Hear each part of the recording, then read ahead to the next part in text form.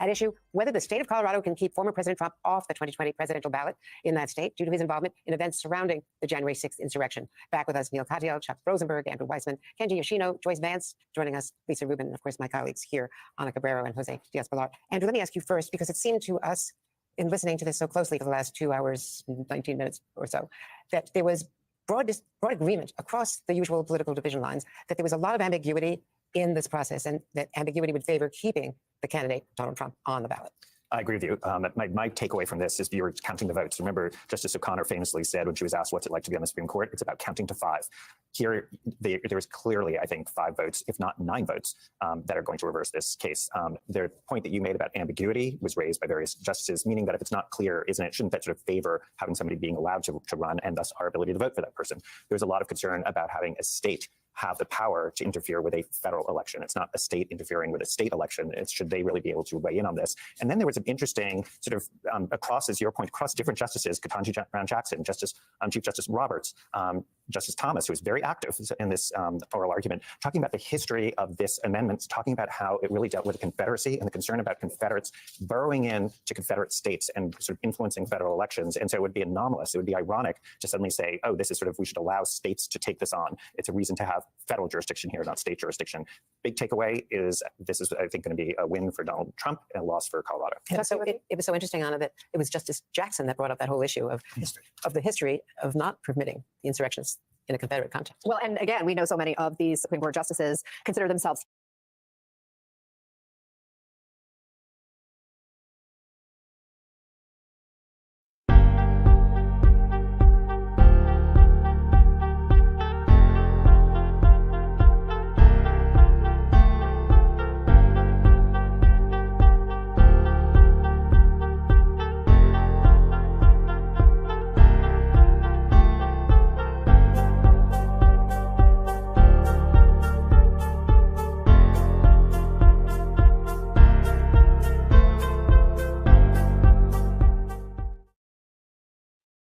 whoever you are, wherever you are, hope you are blessed and doing safe. Ladies and gentlemen, greetings, family. Of course, I'm tuning in. You see me without the glasses off today. But if you're looking for some opportunities, particular advertisement opportunities, then look no further at the link at the bottom to my email address. You can hit me up for advertisement opportunities. We are supporting and promoting your businesses here on this channel. You can also, if you would like to donate and subscribe to our Patreon, a link is at the bottom as well. So you have multiple ways in which you can advertise with the platform by emailing me when we go on through our live stream. You also have access to premium content, those that want to see premium content that you will not find here on YouTube or Facebook or Twitter, as I am suspended probably by now. You guys can check out the Patreon at link at the bottom. But advertisement opportunities, definitely email me, gavin.grich1@gmail.com for rates. And for the Patreon, it is the same as the YouTube channel. It is channel gboot2786. All right, I'll holla. Peace.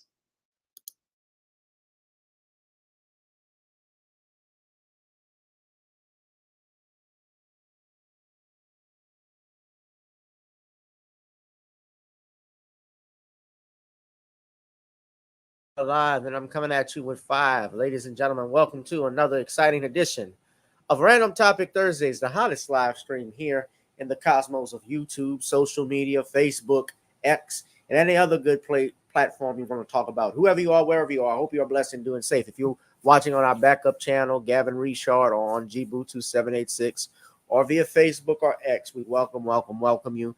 I need you all, if you have not, please hit that like, share, and subscribe button. Hit it hard. Hit the like button, ladies and gentlemen. Smash it up. Hit the subscribe button if you are not subscribed, and share alike among all of you. We're going to bring in a special guest on this Thursday night as well. As always, he's joined me on he joins me every Thursday. the author of The Man Crisis, Shawn James. We're going to join him in a minute. But first, ladies and gentlemen, we're going to do our Black History moment. And today it is on Frederick McKinley Jones, the man who invented portable refrigeration. We have Frederick McKinley Jones, who actually was born in Covington, Kentucky in 1893. Frederick Jones was born to a white father and a black mother. His father was John Jones, who was an Irishman, and his mother was black, which would have meant that 40 years previously, he would have been a slave in the fields of Kentucky due to his mulatto status. His mother died while he was still a toddler, and his father struggled to raise him until the age of 7, at which time he was sent to a Catholic rectory at the age of 7. By the age of 9, both of his parents were dead, but a Catholic priest in Kentucky named Father Ryan took him in and saw his early education by enrolling him in elementary school. It was there that Jones learned and honed his skills as a mechanic. He developed an interest in auto mechanics on the job by watching men work on cars, and soon he was trusted to tinker with autos as well, and was a promising and skilled teen at the trade. But by a mere 14 years of age, they hired him as a full-time mechanic. But where he really gets his fame and what we honor him today, of course, he was a World War I veteran, but Jones was created the idea of portable refrigeration. In the 1930s, transporting products that required controlled climates was still in an experimental phase, with various methods resulting in abject failure. Earlier portable cooling units succumbed to road vibration. Therefore, ice was the go-to option, but of course it didn't last long in the summertime. So he expressed to a third golfer who was in the air conditioning industry, that he should invent something to prevent poultry and other foods from spoiling during long road trips. During this discussion, it led to a broader discussion on refrigeration, which involved long-haul transports. Numero half-heartedly offered to build a cooling unit for Werner's trucks. Werner immediately accepted and had a truck delivered to Cinema Supplies for outfitting.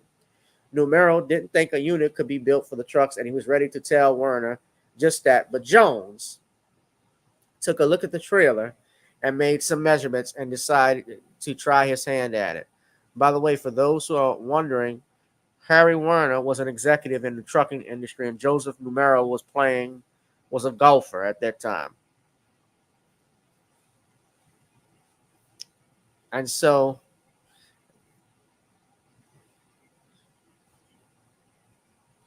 in a matter of weeks, Jones completed his shockproof cooling unit, and thus the refrigerated semi-truck was born. The invention received a U.S. patent on July 12, 1940, and on the strength of it, Numero sold his company to RCA. Numero and Jones quit the movie theater business altogether and formed a partnership called U.S. Thermo Control Company, of which Jones was chief engineer and vice president. Foods that required controlled climates no longer spoiled en route while transported in trucks outfitted with Jones's invention. Thermo Control Company, later renamed Thermo King, they developed refrigerated trucks that transported food to soldiers during World War II. And in the post-war America, the delivery of fresh fruit to far-flung locations happened year-round. So the company that Frederick McKinley Jones co-founded, Thermo King, quickly became a multi-million-dollar corporation, which now employs thousands of people as a pioneer and leader in transport refrigeration. Jones died in they didn't have his date of death here, but Frederick Jones, we salute him, our Black History moment. Mr. Jones passed away in 1961. So, multi-millionaire. So that is Frederick McKinley Jones, ladies and gentlemen, your Black History moment. the man who invented portable refrigeration. Good evening, Shawn. Good evening, Gavin. How are you? I'm doing fine. Thank you all. Yes, it was my birthday this past Wednesday. Thank you all for the birthday wishes. I enjoyed myself. Thank you. Thank you. I didn't do too. I went out to dinner and then I came home and fell asleep. It's the middle of the week. No clubbing because I got to get up in the morning and work. Shit. If I had some money, probably I could do a little bit more. But we're live, ladies and gentlemen, coming out with you 5. And Shawn, I want you obviously to do a plug-in. Thank you for the birthday wish as well. You're welcome. Yeah. Well, the SJS Direct 2024 catalog is going to be launching officially on March 22nd, but you can put in your pre-orders for 2 of the SJS Direct 2024 catalog books in digital format, John Haynes Illuminati and ISIS Dark Incubus, on Amazon.com right now. So it's Black History Month, and I'm looking for some sales for the SJS Direct catalog, and you can put in your pre-orders for those books or buy all older books that are a part of the SJS Direct 2024 catalog on Amazon.com. Let's talk. All right, that's great. Let's talk about one of our major topics. We got 3 that we're discussing. I'm not in a particular order, but I know everybody has comments, especially. I will talk about the Monique situation, Monique Club Shay Shay sit down in a second. But of course, something in the news today, the Supreme Court of the United States is hearing Donald Trump's 14th Amendment argument, where he's trying to get ballot access in Colorado. For those that don't remember, last year, the state of Colorado removed Donald Trump from their ballots. And as such, Trump has filed a lawsuit in federal court to reinstate his name on the ballots, arguing it violates the 14th Amendment of the Constitution. And as you can tell, especially what you saw earlier here on MSNBC with the reports, they're stating it doesn't look good for the state of Colorado because they're trying to keep Donald Trump off. But this is on MSNBC, and you're hearing this. And MSNBC, as you know, is a Democratic leaning network. So listen to what they've had to say here for a few minutes if you've heard it earlier. Textualists or originalists in terms of their ideology. And so that history piece is important here. Yeah, history played a big role in the discussion today. As a history nerd, Hannah, I found it fascinating.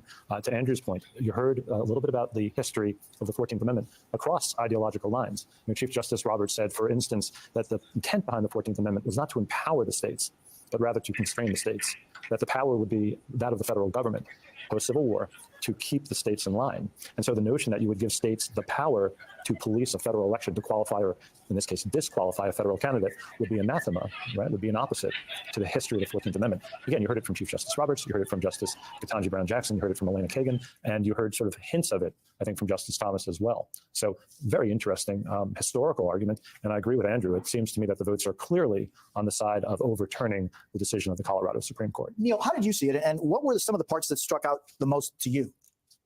So, I've watched over 400 Supreme Court arguments. I've done 50 myself. I would tell you this argument did not go well for the Trump challengers. And that's, to put it mildly. I probably have some other adjectives that I won't say on air.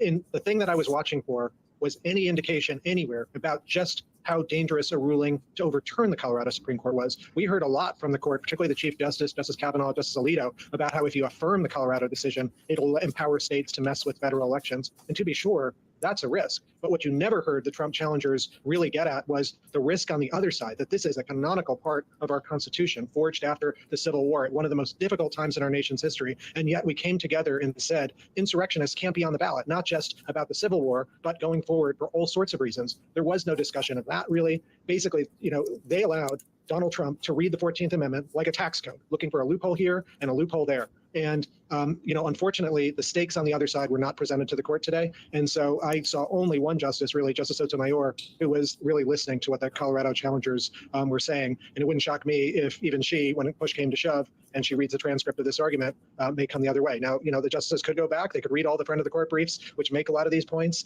and come up with the other side. But, presumably they read those briefs before the argument today, and they got no help, to use Justice Alito's word, no help from the challengers to Trump today in the oral argument. And can I ask a follow about that specifically? Because Neil, you were somebody who's argued before the Supreme Court. We know that the challengers here, their lawyer, Jason Murray, this is his first time going before the Supreme Court, whereas Trump's lawyer has argued before the Supreme Court 5 times before. Did you recognize the disparity in terms of their experience there, or did you feel like both lawyers gave their strongest case and strongest arguments here?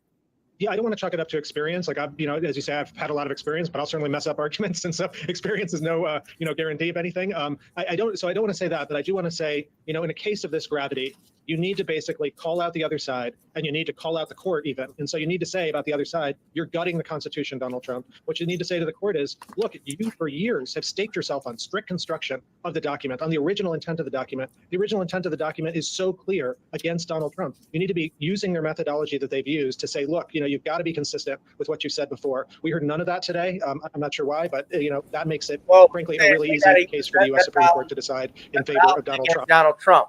So you could tell that this lawyer who's speaking, I think this is an attorney, essentially he's talking about how the other side especially didn't use this stuff against Donald Trump about insurrection. So they really are losing their minds because they want Trump off this ballot. They know that Trump will win in a landslide if elected. Because at the rate it's going, a lot of people are not pulling for Biden. But you're listening to this, so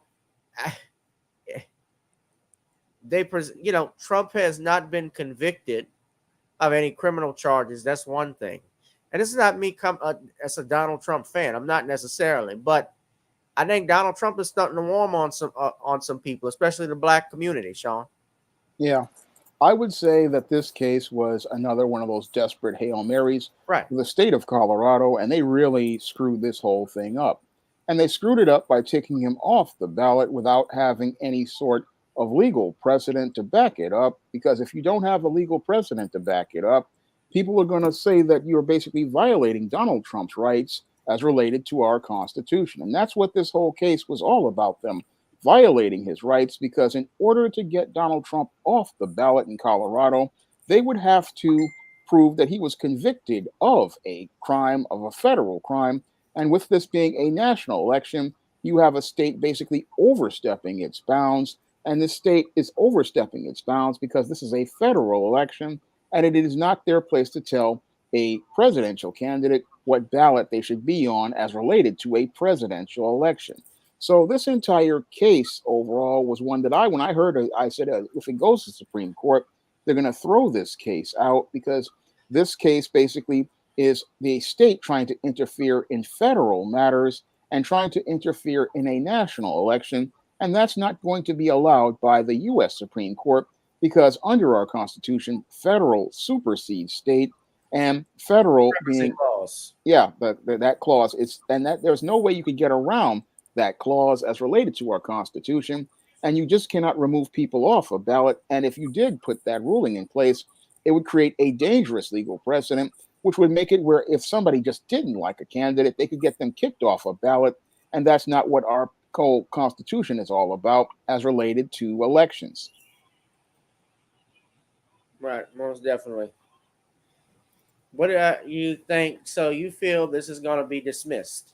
Yeah, I definitely believe it's going to be not dismissed, but it'll be what's going to happen, since Trump's made the challenge, is going to be granted, and they're going to obviously strike it down as unconstitutional. They're going to have to strike it down as unconstitutional, because a state cannot tell anybody if they can be on a ballot for a federal election. That is not the state's job as related to law.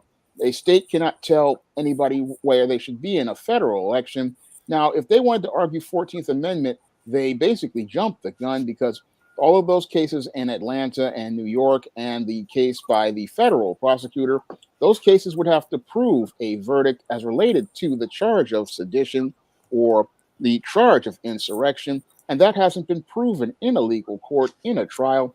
And many of those cases basically, I don't think, are going to trial, because the window for taking these cases to trial is narrowing as we speak. So you would need to get a conviction in order to get Donald Trump removed from the ballot. And without that conviction, you're not getting him off the ballot, because he's supposed to be innocent until proven guilty. And until he has been proven guilty, they cannot take him off the ballot. Right, they can't take him off the ballot. On top of that, where I think they have the legal issue is that he has also, as a state, you're trying to remove a former president from the ballot for no reason other than you just don't want him to have access. Now, New Hampshire has taken Joe Biden off the ballot earlier last year. So, are we going to see if the shoe was reversed? And I don't think New Hampshire has the electorates like talking about it, but if the shoe on the other foot, don't you think they would be raising holy hell to Yeah, they definitely Yeah. would be, because they'll be like, why are you taking Joe Biden off the ballot? Why are you removing him from the ballot? president? Yeah. And you cannot take people off ballots. I mean, that's not how our Constitution works. And people have to stop trying to go after Donald Trump based on their feelings and come up with an argument based on fact.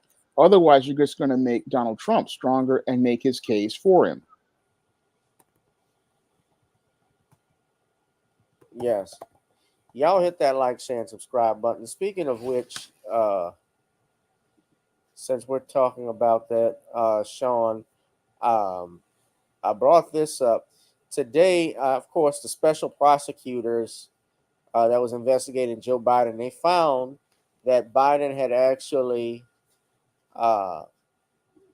was not going to be charged with any crime in particular for his documents case.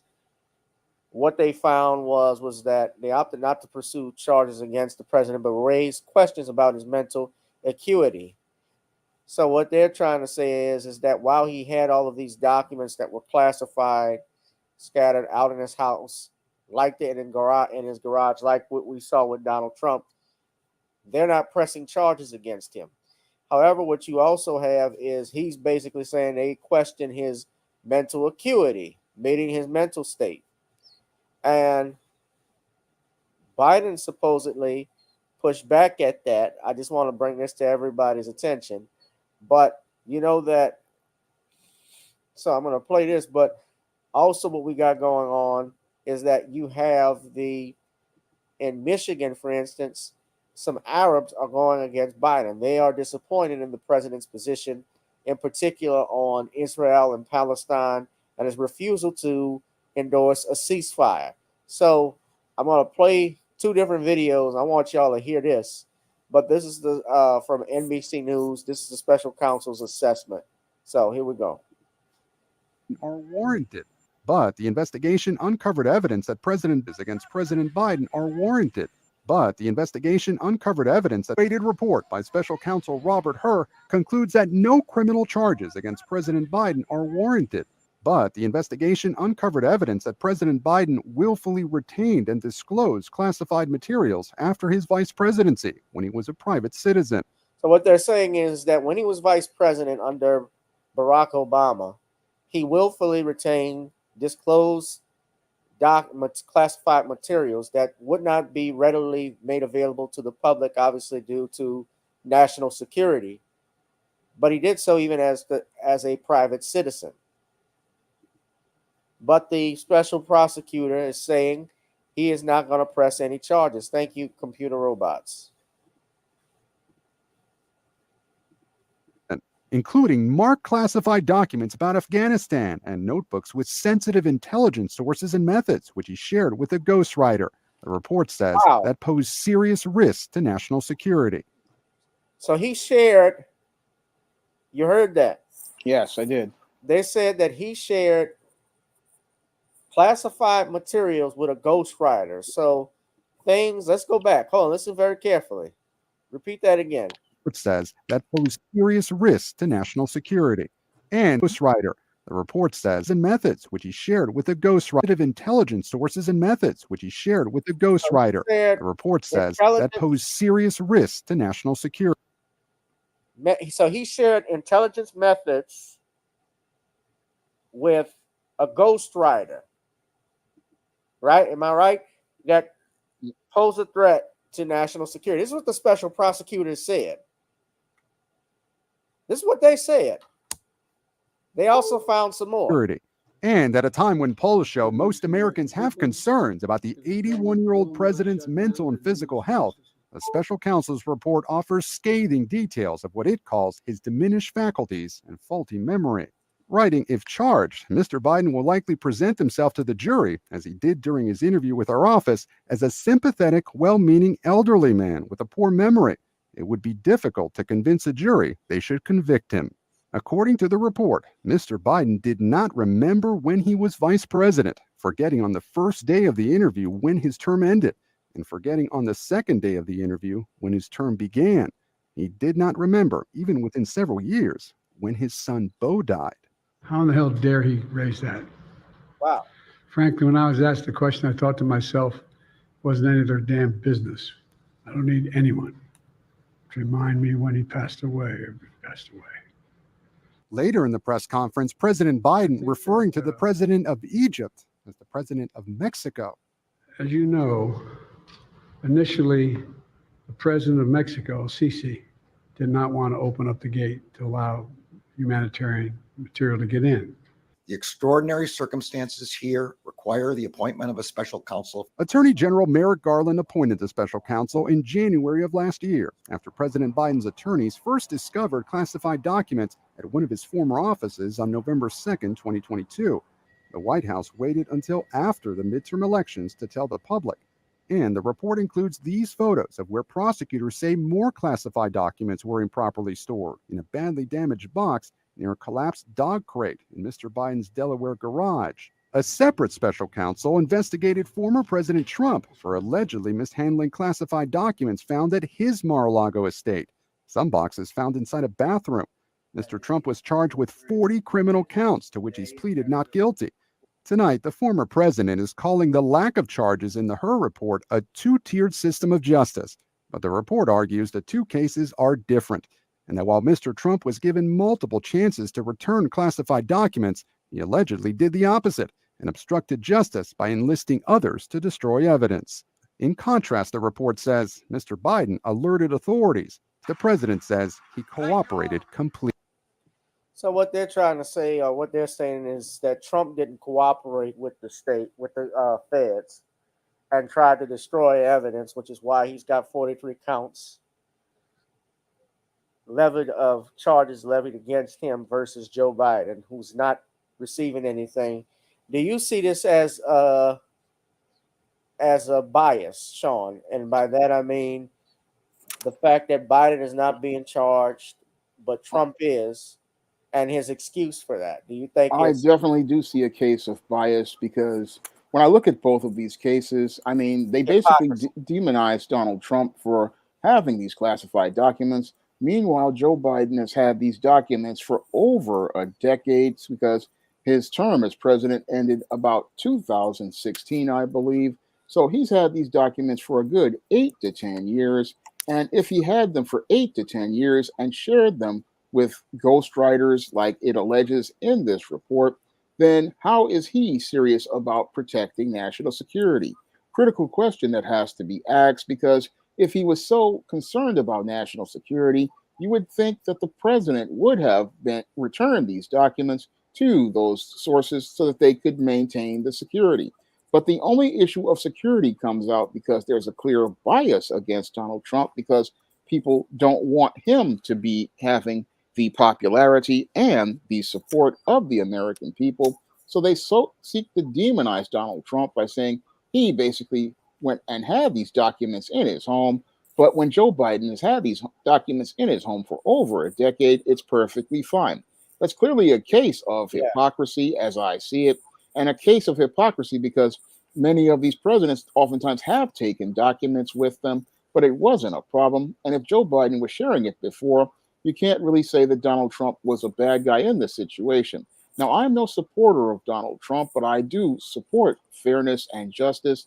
And what it looks like to me is that there's a campaign to try to discredit Donald Trump and get him out of the entire political process. But the way they're going about it basically exposes many of these blue party types as hypocrites, because if Joe Biden can have documents and even share them with ghostwriters, then it shows that these documents being secure isn't an issue. Now, the real serious issue here is what the investigators found about Joe Biden's so-called mental acuity.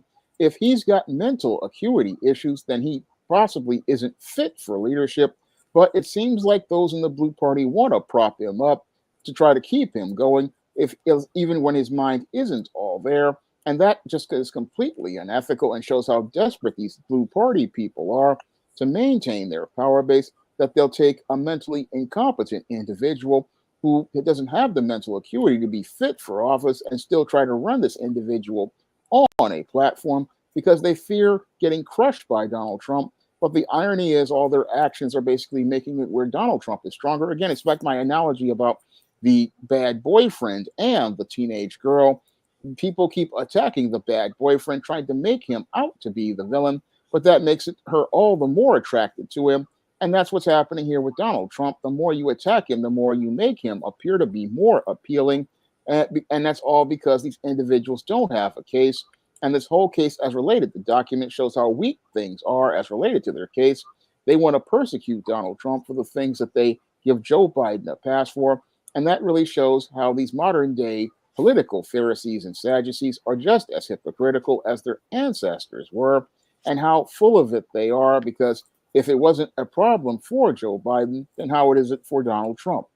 Right, and Joe. Well, I think, and here's the thing: the American people, especially, I believe, are watching this. You know, normally, a lot of our people traditionally tend to be lazy, but I think deep down, especially with what's happening in the major cities like New York and Chicago with the immigration situation, people are quickly realizing what's going on with the Democratic Party, and that's why they're starting to lose interest in them. I think a lot of people are losing interest in the political system in general, but there's going to be a red wave in November. I honestly believe that. I honestly think Donald Trump it may take this by a landslide. Georgia is not going to go blue this time. Well, not after Fannie Willis. No, not just Fannie Willis, but also I think you got a good chance, especially even with Nevada. That's going to probably could go red. New York likely will not go. New York was always going to be blue because it's just been the Democrats have had a hold on the East Coast for a long time. The last time I think it ever did go red was when Ronald Reagan ran in 1984. But I definitely could see same thing with Illinois. But I definitely could see Georgia's in the South too, so that's not going blue. But I wanted to show everybody, and you have many people turning against Joe Biden. So this is what I wanted to show you. So in Michigan, this is an article from the Washington Post. The Michigan Arabs and Muslims are pushing back against Joe Biden to defeat him in a critical state. Now, they are angered because Biden's refusal to call a ceasefire has turned into political organizing. And you had a mayor of a Muslim, an Arab Muslim mayor of Dearborn, Michigan, who they have pushed back, and they actually seem, I guess, are endorsed. I guess it would be an endorsement of Donald Trump, although he didn't officially say it. But they are saying they're not supporting Joe Biden. So that tells you one thing or the other. So listen to this. This is not a moment that calls for electoral politics. This Over the course now of coming close to 120 days, Israel has murdered more than 27,000 Gazans and displaced over 2 million. And for us, the lives of Palestinians should not be measured simply in poll numbers. We want to have meaningful dialogue with senior decision makers and policymakers who have the ability and the openness to change course on what's folding overseas. And as you've seen at rallies across this country, the position that we've taken, one in which we support a ceasefire, is not one just supported by Arab Americans and Muslim Americans. This is supported by over 60% of Americans across the country, over 80% of Democrats, and even over 50% of Republicans. Last week, Biden's campaign. So here's another video.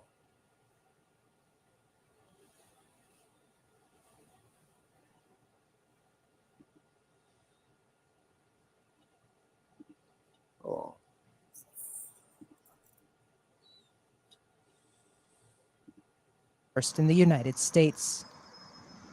All that makes this community a coveted voting bloc by Democratic States. American mayors, a first in the United States. Now, I want you to look at this. They say 3 cities, this is in Michigan, mind you, are led by Arab American mayors.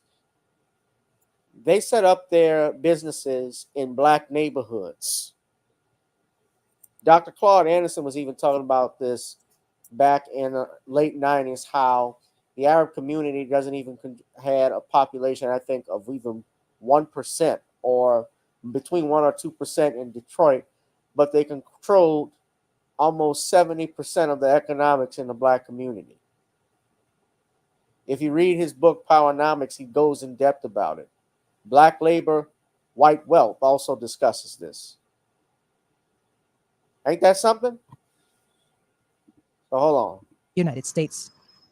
All that makes this community a coveted voting bloc by Democrats, and especially a president whose 2020 victory in Michigan hinged on their support. Joe Biden will not get our votes if he stands on his head from now until November. It's done. Minutes before our interview with the publisher of the Arab American News in Dearborn, Biden's campaign manager, Julie Chavez Rodriguez, had come to explore the potential for a presidential visit here. I just said it to his campaign manager that he has to do better than Jesus, bring in thousands from dead.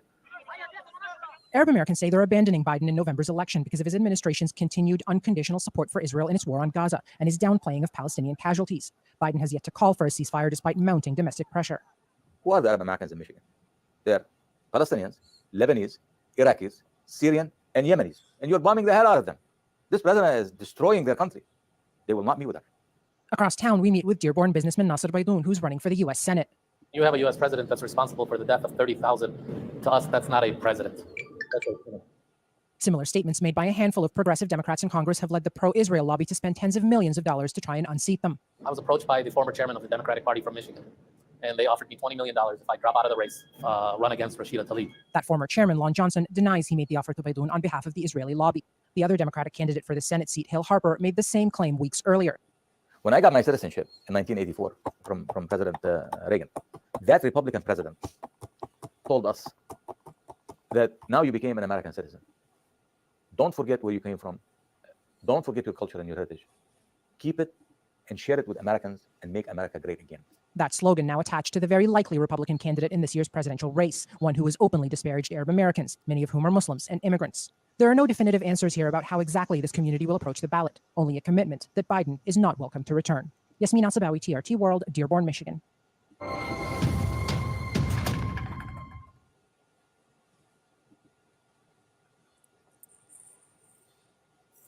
So, Shawn, what do you think of the Arab Americans who are upset with Biden? Well, Joe Biden is basically reaping what he sowed, later than what he sowed, greater than what he sowed. Because all of these Arab Americans who they imported here were basically put here to so-called replace foundational Black Americans and try to minimize the impact of the foundational Black American vote. And what's happening to Joe Biden right now is he's finding that those members of his minority coalition are not getting the tangibles that they want, and they are withholding their vote because when they see their own people being slaughtered, they are making a statement that they're not going to vote for a president who is wholesaling the slaughter of their own people. And what they're doing is what foundational Black Americans should be doing with their own votes, because Joe Biden in December of 2020 expressed the same kind of contempt to foundational Black Americans when he said he could do nothing for us. And when he said he could do nothing for us, that's when we need to start saying, hey, we're not going to vote for this candidate or support this candidate since this candidate will not support us. And that's what those Arabs are saying right now. And this basically blows a hole in Joe Biden's whole new base that he hoped to build to try to replace Black people. And that's where Joe Biden reaps what he sows, later than what he sows, greater than what he sows, because he and many of those members of the Blue and Red Party imported these people to be our replacements. And now they are taking their political power and using it to go against these people like Joe Biden and letting them know that their issues are going to be the ones that they vote on. and their agenda is the one they're going to vote on, and they are the ones picking their candidates. They are basically going out here and using the economic power that they were given to form political power. And most of those in the Blue Party, again, getting exactly what they deserve because they didn't want to deal with Black people. They didn't want Black people having jobs. They didn't want Black people being a part of a middle class. They didn't want Black people having economic power. And now the people you imported and gave power to are using that power against you. And as I see it, hey, you just got what you deserve because you disrespected those people. You thought you could come in and treat them the way you treated Black people. You're just going to murder a bunch of Palestinians and sign off on it. And they were just going to sit down and take it just like Black people have been taking it for years. But instead of taking it, all they're doing is taking their power. And that's what's got Joe Biden in a political bind, because even though these people are less than 1% of the population, those are votes that he's guaranteed to lose. And you combine that with the Black vote that he's definitely going to lose. This is just setting up to be an election disaster for Joe Biden, where the Joker thought he could go out here and laugh at Black people. But it looks like his coalition is making it where he's not going to be laughing in November. No, he may be crying in November, and it'll be his fault because he went out here and created this coalition. And now the coalition of Arabs, the coalition of Hispanics, and the coalition of Asians ain't thinking about voting for him. And all of those Black people who he threw a middle finger up at ain't thinking about taking their booties to the poll. And that's all because he blew people off, took people for granted, had no respect for people. And as I see it, when you went out here and disrespect people, what they did is take their respect. And as they take their respect, they take their votes away, or they just stay home and wait another 4 years, because that's what the Arab mayor had said. He'll wait 4 years with Trump to deal with someone who will give him tangibles. And that's what most of the other voters are out here are doing. So the Blue Party basically has crapped Brown, and they've crapped Brown because they have a candidate that hasn't really gone out here and made them capable of winning this 2024 election.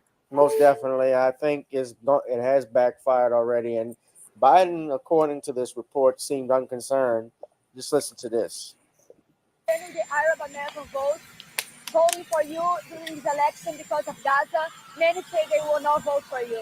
Well, look, the president wants to the former president wants to put a ban on Arabs coming into the country.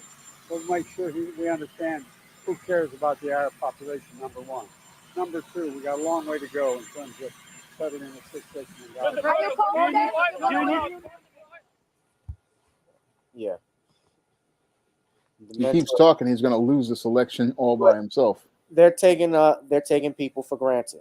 Yeah. No tangibles, and they're doing the same thing. If there's no tangibles, no vote. And there are going to be people that are going to vote for him. The old Negroes, Roland, we know, going to vote. Y'all stupid ass Simon's going to vote for Trump. He going to get in and cut all my funding, even though Biden and them, they haven't given me any funding for my program.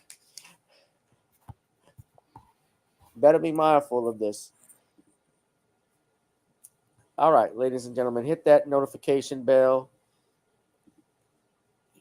Hit that like, share, and subscribe button. We are live, and I'm coming at you with 5. Ladies and gentlemen, so I know most of you wanted to hear because we saw that thumbnail. We're going to get into our main topic, final thing I wanted to talk about tonight.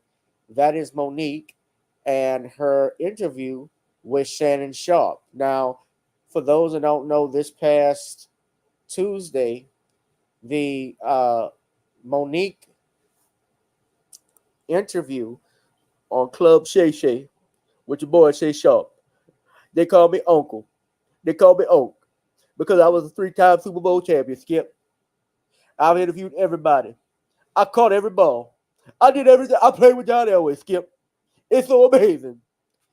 And so Shannon Sharpe, the thick tongue Sharpe, he's been on a roll lately with this podcast, Shawn. He's actually, his Cat Williams interview garnered almost 55 million viewers. this interview that he has with Monique, the whole interview right now, according to what I've looked at, he has, now this is just, now he broke it up in different videos, but so you think about that, he gets stuff from that. The Monique interview has 5.4 million views. So he's made a lot of leeway, a lot of money for YouTube, especially that interview he did with Cat Williams. And so people are tuning in because they want all the tea, if you know what I mean. And Monique went in on a lot of people. She talked about Tyler Perry. She talked about Oprah. She talked about Shannon. She talked about D.L. Hughley, Kevin Hart, and Cat Williams. And I want y'all to listen very closely. Now, Steve even mentioned briefly Steve Harvey, and Brother Dwan B played this earlier. Shout out to him. Some people were concerned about her remarks, so I want y'all to listen. I don't want to get a copyright strike, but I've sped it up. But I want you to listen very carefully what she's talking about. So she's talking about how she got blacklisted in Hollywood, and the people, especially with Tyler Perry. For those that don't know the situation, Monique was in the movie Precious. She won an Oscar, and Lionsgate was the production, the studio. Lee Daniels was the one who directed and produced the movie. The movie was, it was about the worst thing a human being could go through. I don't really care for it, but she had issues, obviously, with the studio, with the producers, especially how they wanted her to promote the film and they didn't pay her for it. So she's been fighting this pay disparity. She's been fighting Netflix and others. So, and she even talked about Will Packer, and I'll get to that in a minute. But listen to what she had to say. Appreciate that. Kevin kept his word. He reached out to Tyler Perry. LA for 3 months. Except you not taking accountability for what you've done, what you've said, and we just, should I tell a lie? She's talking about Tyler Perry. So that's how we're rolling right now. That's how we're dealing with one another right now. So when it comes to family and people saying, oh, Monique, how could you? Listen, I want to live the rest of this journey that I have in peace. I want to be with my family, in love with my man, he in love with me. We watch our babies grow and develop their own families. I don't need anything in the midst of that because you family that I should accept that trauma. I should accept you not taking accountability for what you've done, what you've said, and we just washed the slate. That's why we are in the position we are now as a community, as a Black community, as a community in entertainment. Everybody's been so afraid to say, look what they did to me. Look what they said. And it's like, oh, well, listen now, we don't want to ruffle no feathers, especially if the messenger doesn't fit what the messenger is supposed to look like. Look. And we keep repeating history, Shannon. Is it a situation, Monique, where people look and say, well, you made it thus far, well, it couldn't have been that bad? Because if it had been as bad as you said, Monique, how would you have ever gotten out of B-more? How would you have ever gotten into Hollywood? How would you ever have a talk show? How would you ever be on a sitcom? So how is it that bad, Monique, and you end up like this? You know, when you first got in the NFL, yes, ma'am, your eyes were like this. Yes. And it was, oh, I made it. I'm here. Right. And then after you start getting in it and you started seeing things and you started feeling things and now your eyes start getting a little closer because now you're understanding what the business is. Right. So when you first walk through the door, you're walking through the door saying, come on, baby. Oh, this is all I've ever prayed for. And when my baby Cat Williams sat here and said, no one's ever gone out to LA and got a sitcom like that. I was in LA for 3 months. And here comes a show called The Parkers. And you know when Cat Williams said gatekeepers? Yeah. Kevin Hart, I do his podcast. Yes. And I want y'all to re-listen to the podcast so you can hear it for yourself. When he first comes on, he says, you're like my mother, you're like my aunt, you're like my sister. Okay. Then we do the podcast. We speak about the Tyler Perry situation. Oprah Winfrey, he said, I don't really know Oprah, but I'm gonna reach out to Tyler. Appreciate that. Kevin kept his word. He reached out to Tyler Perry. Kevin Hart called me back about maybe a week or so later. He said, Mo, I talked to Tyler. He said he don't want to revisit it. He said, but I tell you what, let's move past that, Mo. Let's just move past that and let's just do great things. So whatever. That's what Kevin said. I want you to hear me, Kevin Hart. Let's move past that, Mo. Let's do some great things together. Don't even worry about it. Whatever y'all want to do, I will partner with you. So what she's talking about is the issue she had with Kevin Hart, with Tyler Perry and Oprah Winfrey, or Oprah Winfrey, because Oprah was a producer on that show, on that movie Precious, by the way. But Monique is going in now and talking about Kevin Hart and how he reached out to her. So pay attention to what she's saying. I'll executive produce with you. You just let me know what you want to do. Now, let me say that before we go any further, because I want to make sure I give Kevin Hart his proper credit. When my family was up against the wall, Kevin Hart wrote us a check and said, here you go. We're forever grateful for that. When we were able to give it back, we said, brother, we appreciate you with some interest on top, because I don't ever want nobody to think. Me and my husband. So I want to make sure I put that out there. That brother really helped us out when we needed to be helped out. Then when he came back with, I got you. I didn't ask Kevin Hart to do anything. He said, I'll executive produce. I'll partner with you. I said, good shit, Kevin, because we're in a deal with Endemol. And we're trying to get our talk show back. Mo, whatever it is, I got you. Now, so she's talking about her talk show. You remember the Monique show that was on BET back in 2010. She had a night program, a TV talk show at night, late night, and it was a great program. I enjoyed it. I watched it. So her show had gotten canceled, and she's stating that Kevin Hart had an agreement or tried to help her get her show back with this production company. Now, pay very close attention to the next thing she says. She says that someone, Kevin Hart's manager, was the one that killed this deal. So listen. Kevin Hart is one of the biggest entertainers right now in the world, right? And was then. We got off the phone with Kevin Hart. We called Endemol immediately and said, Kevin Hart said, whatever we want to do, he got us. He's going to partner executive use. They was like, oh, this is incredible, because when you put Kevin Hart's name on it, you already know what it is. Correct. 2 weeks go by. We get a call from Endemol. Endemol says, we just got a call from Kevin Hart's manager, Dave Becky. And Dave Becky said, Kevin doesn't want anything to do with Monique. So whatever she told y'all, he doesn't want to do anything with her, nothing. You know, he doesn't want any kind of relationship with Monique. So what changed between the 2 weeks and plus he gave you a check, you gave the money back, then said he would partner with you, executive produce, whatever you need, Mo, hey, we got you. So what transpired, or what do you think transpired between then, that 2 week period? Well, as soon as we got off the phone and they told us what Kevin's manager, David Becky, said, I called Kevin Hart immediately. I said, hey, baby, we just got off the phone with Endemol, and they said Dave Becky called them up and said, you don't want anything to do with me. He said, Mo, that's a miscommunication. I can tell you right now. I said, wait a minute. Are you okay, though, with this white man calling them up? Getting in between our relationship, that's something you said. He said, Mo, that's a miscommunication, and we're going to talk Tuesday. Don't worry about it. I'm telling you right now, it's a miscommunication. That was 2 years ago. If you talk to him, I talk to him. I've never talked back to Kevin Hart again. So that's what we're faced with. When you allow somebody to come in between a relationship with a woman that you said, I'm like your mother. You said I'm like these things. I didn't ask you for that. So everything that lady was saying sitting here, everything he was saying was on the up and up, because when you hear people say, get the anger out your heart. Oh, man, no one's saying he's lying. No one ever said I was lying. It's so easy to discount and devalue because of what we look like. Right. When we have our juggernauts, Oprah Winfrey, Tyler Perry, Steve Harvey, Kevin Hart, these are our juggernauts of our community. These are the people that our babies say, when I grow up, I want to be that. Yeah. I want to be like that. So we have to call those people to the mat and say, listen, what are you teaching our babies? You're feeding poison because you're showing them your private jet. I'm going to show you my mansion. I'm going to show you my fancy cars, but my character is shot and I'm bankrupt. I got a lot of money in my bank. It's more zeros than some of them than we can imagine, but their character, they are bankrupt. Those are bankrupt people. So everybody that Kat sat right here and told you about, I can't wait to see your next interviews with those people. They ain't coming on now, Mo. Invite them. I have. They're not going to do it. Well, look, I've already done Steve. I have a relationship with Steve. Do him again. Do him again. And I'm going to say this. I'm trying to get Oprah and Tyler. Baby, we got him. Y'all come on, stop playing. They ain't coming on, Mo, thanks to you. You know how. And I don't want to put you on the spot, but I'm going to say it because I appreciate you as a black man and what you're doing. Thank you. If you are my friend and someone says to me, Monique, Shannon Sharp wronged me, and you my friend, I'm going to call my friend. And I'm going to say, hey, is what they saying true? And if you get to him and Han, I'm going to tell you, till you fix it, you and I can't talk. Because if you'll do them that way, it'll be a matter of time before you do it to me. So if Steve Harvey is your friend, you call your friend up and you ask him, is what our sister saying right, man? Because if it is, we can't do that to her. Now, let me stop here. So she's talking about all these people. She even went in on DL Hughley about the situation that happened in Detroit, the stuff with his daughter. And so it's made waves all across the internet. And Steve Harvey and DL Hughley responded to this. So I'm going to play what Steve Harvey had to say. Shout out to Dwan B because he got this. But Steve Harvey was going in not on Monique, but on Shannon Sharp. Hold on. Y'all listen carefully.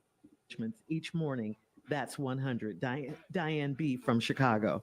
Yeah, you know, and I'm really, really concerned that we may not be able to turn this trend around because the devil has convinced so many people that clicks and likes is the way to become successful. Oh, I might have a. There is a cost factor to that.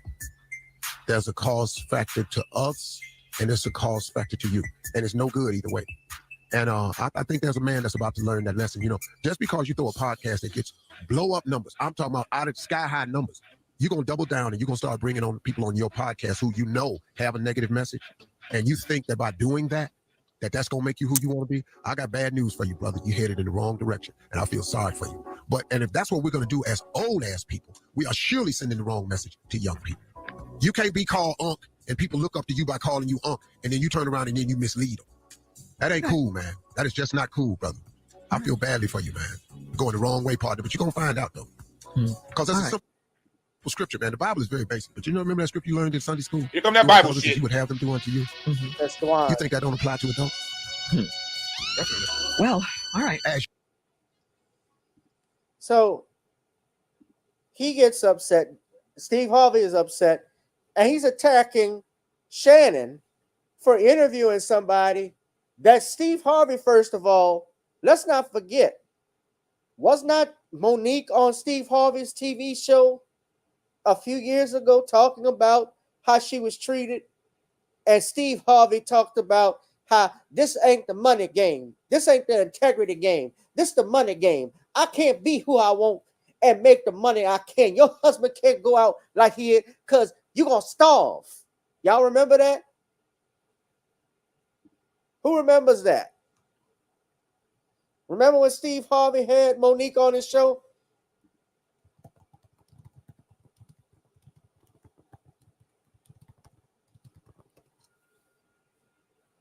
When they got real, this the money game. Right, I'm back here with my sister Monique, and we're beginning. I opened some doors around here. It is not the same without us. Yes. You are too valuable. I don't want to lose your gift to the world because we're trying to prove a point when we can prove the point by doing it in a more loving way. That's all I want, man. I absolutely agree with you. Yeah. 100%. The only way I know how to do it is loving because that's all that's in my heart. Okay. Now, when I say it, you may not like how I say it. Yes, but see, if it's in your heart, Yes. love sound like love. Yes. Yes. See, that's what. So, Yes. so if it don't sound like it when you say it, that's because it ain't. So this is what we're gonna close out like this. I'm gonna try and arrange. I'm gonna do my best to get the conversations that need to be had between you and these people, so you can hear from them.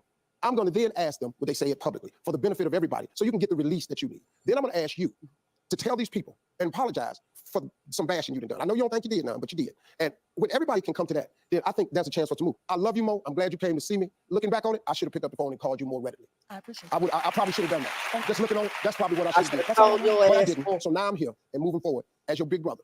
I just want to help you, Mo. I swear to God. So he has Monique on talking about this. DL Hughley, of course, responds. And you heard what she said about Kevin Hart, Tyler Perry. There was a whole bunch. Shawn, I think you even watched the videos earlier that I sent to you. But what she was saying about Cat Williams is that Cat Williams, all they can say, oh, it's anger. They never once said Cat Williams was lying about some of the stuff he was saying about these people. She even mentioned that Oprah went up for her, got the part of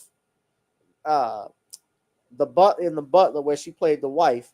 Oprah got that role, which you think about it, what does Oprah need to do acting for? Why is she in a movie? Why is she getting these roles and not giving it to other actresses, trained actors? So DL Hughley even responded because of Monique's comments, especially about the contract with her, with Netflix, with Detroit that happened, how she called him out in Netflix. So he goes in also on Shannon Sharp. So hold on. Shay Shay is getting messier and messier. It's almost like Wendy Williams didn't go anywhere. She just got a weight set. So Monique was on. Every time I see Monique these days, she's on doing some greasy ass video with her and her daddy complaining about something or working out. I don't know nobody that work out that much and gain weight unless every crunch you do has got Captain in front of it. But apparently she goes on Club Shay Shay and tells the story about how she came on my radio show and I wasn't there at the time. And my co-host Jasmine Sanders played a game that we played all the time with everybody called Would You Rather. She apparently was so offended by that she said she got off. She called me. Monique did, and she said I was very dismissive. Like, Monique's a liar. When Monique did call me, I heard her complaints. I listened to her, and I pulled the segment. So if I had been as dismissive as she alleges I was, that segment would have aired. It didn't because I respected her wishes. She's a liar.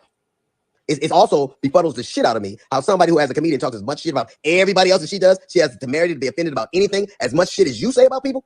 Then she encouraged everybody, allegedly it stems from the fact that I used to always talk shit about her on video after video, and she encouraged her sweet babies to look at the video and find them. Do that. Do exactly what she says. And you know what you're not going to find? You're not going to find any evidence of that because Monique is a fucking liar. She's lying about that.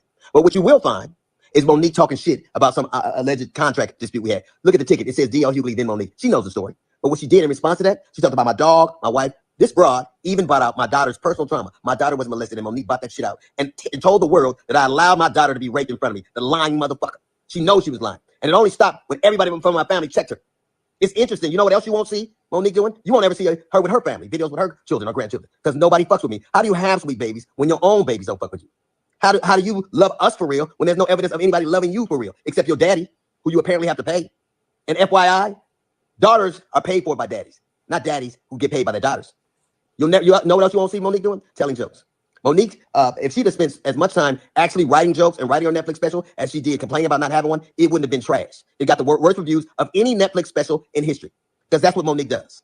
She complains and she has grievances. You never see her being a human being. You never see her being sweet and warm to people, except when she's using it to butter somebody up to get something. There's a reason why everywhere she goes, shit starts. Everywhere she goes. How is it that nobody fucks with you, not even your family? How do you, oh, I was on the road, get it. I get it every goddamn week. Look at my schedule versus yours. See how much I'm going. And I still manage to have a relationship that I cherish with my children. Can you say the same? You can't. Because all you do is talk about your grievances and who did you wrong. There's a reason you're by yourself. There's a reason you got to pay a man to love you. It's sad. There's an old adage that says you can't buy love. It's a shame, Monique, that you probably always will have to. So there was that. She also in the interview talked about Will Packer, who is a great producer. I think he's done outstanding movies.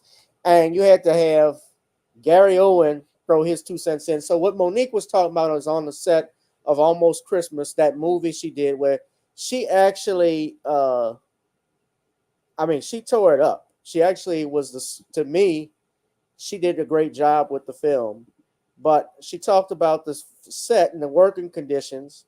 And she pointed out the fact that the trailers that they were working in blew up. And she states Will Packer was nonchalant about it. And so Gary Owen decided to throw his 2 cents in it. I'm not going to go and search for the whole. This is the art. This is the video. So Gary Owen decided to step in and talk about Monique and this. Whew. Man, Monique don't stop.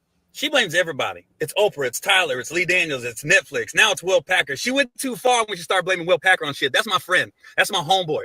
Will Packer's done more for black actors and actresses than just about anybody in the last 10 years. I mean, he has basically shown Hollywood that black movies have a mainstream market. I mean, Takers, Think Like a Man, Ride Along, Stomp the Yard, Girls Trip. I mean, the dude is basically changing the game, and now you're going to say he's against you. When honestly, he put you in a movie Almost Christmas when nobody was putting you in movies, and he stuck his neck out, and he went to bat for you. And then you throw him in under the bus. I'm not going to sit back and let you slander my friend's name like that. Will Packer is a good person. That's a good brother, man. He helped change my life. And I ain't going to sit back and let you slander his name, Monique. Sometimes you got to take accountability for yourself. It's you. It's you. What can you do to change things? Stop blaming everybody else for your shit, man. Come on, Monique. Shit's getting old. And people have gone in on him with that. A lot of people have commented on it. He would never went in on a black man like that. Ouch Love commented and said, sometimes something that I detest is when individuals are extremely articulate in explaining their positions, and yet whether black or white, you take it completely out of context on what was being conveyed, and they want to comment where you have no business commenting. First of all, is she showed her distinct for how he did not honor his contract, and that there was, and it's publicly known, a really dangerous mishap of actors' trailers just going up in flames. Insurance, Black Lightning. That's all I got to say with that one.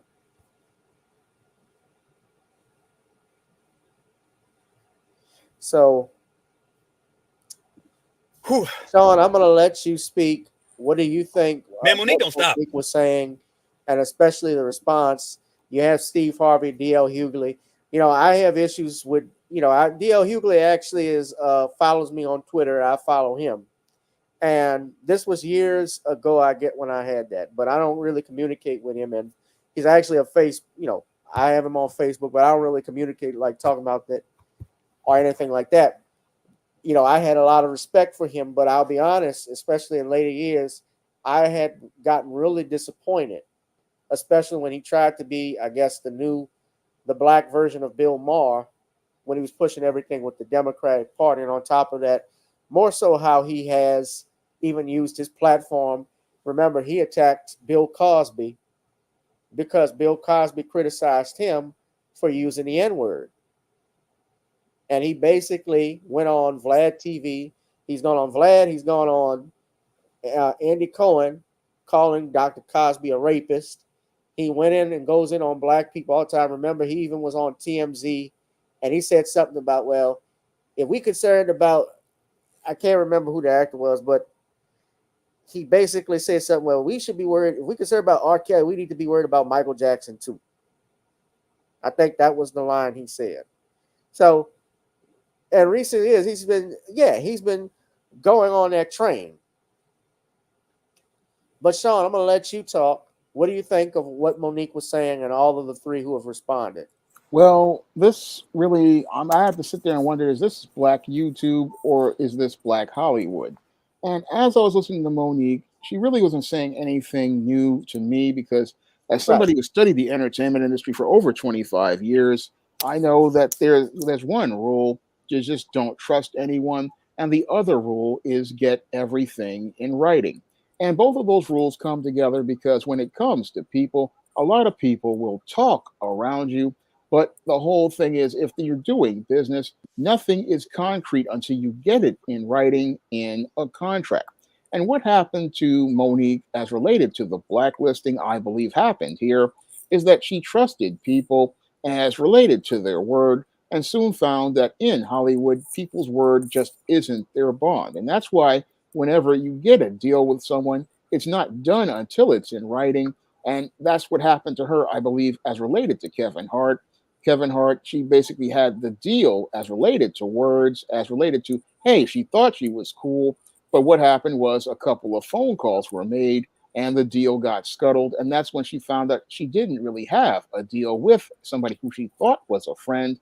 And that's the whole dark part of the business. And that's why you got to get everything in writing and get everything signed down in a contract, because that's the only way you can protect yourself in this business. And it's sad because when it comes to Black Hollywood, I'm seeing that there's nobody here you can trust. And that's what basically Mo'Nique and Cat Williams are telling you, that this whole Black Hollywood is filled with a lot of black bootlicks. And these bootlicks will basically stab their own mothers to get ahead as related to gaining favor with whites and getting favor in the entertainment industry. They will do anything to get ahead. And that's what basically was shown here with what Mo'Nique is telling us, that many of these so-called entertainers who we thought were friends were really just really treacherous. But that's just business in Hollywood, because Hollywood is filled with liars and backstabbers. And when it comes to Hollywood, you may think you may know people, but people will just put on a face. And as they put on that face, they make you think that they're a friend. But in actuality, all they're looking to do is get information to get themselves up to another level. That's basically what's happening here with Mo'Nique. Right. She found out the hard way about dealing with people in Hollywood. And that's why you have to understand, when you're in this business, you have no allies. And Mo'Nique found out the hard way she had no allies. And now that she's found out that she has no allies, she's going out and looking to let everybody know how treacherous people are in Hollywood. And the sad part is, even with an Academy Award and all of these accolades, this is how they did Mo'Nique. And this is what's done to all of these performers out here in Hollywood. And that's one of the reasons why I said I wanted nothing to do with this business myself, because it's worse than a junior high school with all of the treachery and the backstabbing. You think people got your back, but those same people will take that information and look to flip you over. That's how cold this business is. And that's what Cat Williams told us in his interview with Shannon Sharpe. That's what Mo'Nique told us in her interview with Shannon Sharpe. But that's what Sean James would have told you in his YouTube videos for many years, because I know all about this business and I know how dirty this business is. And if you don't have anything in writing, it's not a deal at all. And that's the hard lesson that Mo'Nique learned. And what she's telling us about all of these different guys is stuff that I've already heard from guys like Mr. Chris from Mr. Chris and Company. He talked about Steve Harvey and how treacherous he is. And Mr. Superboy has talked about D.L. Hughley and all of the ratchet stuff he has done, like going against Bill Cosby. So really, I'm hearing a lot of stuff from Mo'Nique that basically substantiates a lot of things I already know about the black entertainment industry. And one of the things I know about the black entertainment industry is that it is a shark tank full of bootlicks, and all those bootlicks are going to do is backstab each other. And it's a dirty business. So this is not a business for a greenhorn. This is not a business for a friend. And what Mo'Nique is telling us is that even if you try to be a mother to a person and have a relationship with them, they will turn on you. And that's just always been the business. So in this business, you have no allies, and you have to come in knowing you're going to be alone. and you're going to leave alone. But when you are a black person, you're going to leave in an ignominious fashion because people, if they can sell you out, they will sell you out. And that's basically what Mo'Nique is telling everyone. If folks in Hollywood like Oprah, Lee Daniels, and Tyler Perry can get rid of you, and they will sell you out. And if they can't exploit you, they will have no place for you in their Hollywood, because their Hollywood is a fiefdom where they're looking to control the narrative and collude to control the narrative. And since Mo'Nique is not considered somebody they consider a value asset, they look to get rid of her. And now she's looking to go out here and pull the wool and air out all the dirty laundry. But that dirty laundry, while it stinks, I already know what the smell is. And that's one of the reasons why I wanted nothing to do with Hollywood, because Hollywood is a dirty place, and Black Hollywood is extremely dirty and treacherous, and it's the worst place you could ever go, because in Black Hollywood, you don't have to worry about the white supremacists taking you out. One of these black bootlicks will do it for extra butter biscuit or extra piece of cornbread. And in Black Hollywood, you have no allies. And Shannon Sharpe has basically confirmed this with these two fantastic interviews that tell us the truth all about the treachery that is in Black Hollywood. So, Shawn, what did you think, though, about what she said about Will Packer? I don't know if you saw that clip. I didn't see that clip yet, so. But essentially what Gary Owen was clapping back at was that, I was explaining it. Essentially what she was saying was that on the set of Almost Christmas, Mr. Packer allegedly was very nonchalant about a fire, basically these trailers that blew up from a gas leak, and was more concerned about the props on the set than he was if anybody was hurt, supposedly. That's the business in Hollywood. There are a lot of cold folks in this business, and there's not Gary a lot Owen was said it was wrong for her to basically clapped at him. I wanted to know what you thought about him. Well, that's the business in Hollywood. So in the business of Hollywood, there are a lot of cold people in Hollywood. So a lot of people are just looking out for themselves, and it doesn't surprise me. I mean, there's a lot of ruthless folks in this business, and you got to understand that when these people come into this business, they're not coming to make friends. They're coming to make money. I know that's a cold thing to say, but that is the business here when it comes to American Hollywood. American Hollywood is a foul place. And if you're expecting people to be loving and caring in this business, you're in the wrong place.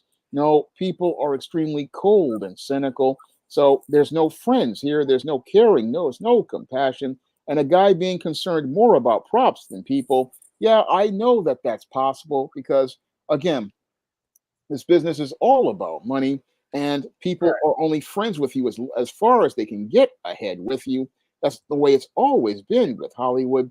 And again, this is why I wanted nothing to do with this business, because this business cares nothing about people. Yeah. Well, it's a dog eat dog world. And she didn't just talk about them, she also talked about Tiffany Haddish, because Tiffany Haddish made a remark in an interview you can read here. She said, but I wanted to know, I mean, you saw Steve Harvey talking about, but she basically said how Tiffany Haddish made the remark, my business run different than her business. I don't live her life. I don't have that husband of hers. And Mo'Nique fired back, said, well, when I saw that, it's like, Tiffany, if you had a husband like mine, you wouldn't have had 2 DUIs. If you had a husband like mine, you may not be caught up in what looks like you could have been grooming a child. She's referring to that sketch that she did with Ari Spears with the boy. But yeah, that was a hard one. That was a hard one. That was a tough one. Mo'Nique, do you think she's difficult to work with? Well, I would have to work with her on a set in order to figure that out, because the only way I can talk about somebody working on a set if they're difficult is if I actually work with them and they give me a hard time on lines, or they give me a hard time as related to shots. I mean, I'd have to actually be there with that person or have interactions with them that would let me know that this person is difficult. I mean, I don't know what this worker is like to work with this woman, so I can't really say anything about that. Yeah. Well, a lot of people have been saying that about her. Here's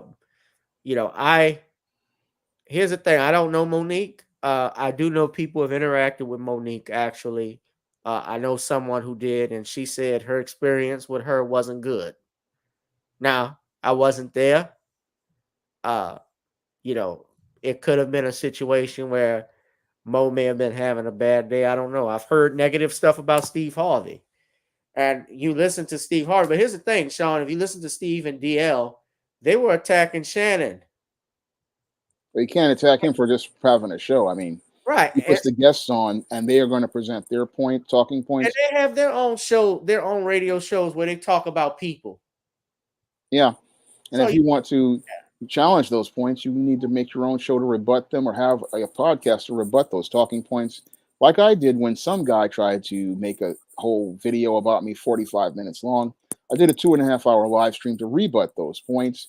And that's what you have to do when somebody presents talking points and allegations.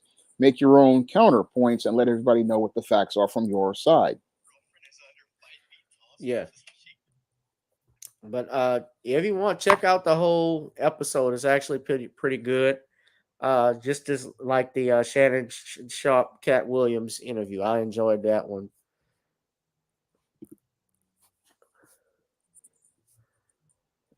But yeah, people were clapping back at Gary Owen. Somebody said, I don't care. Yeah.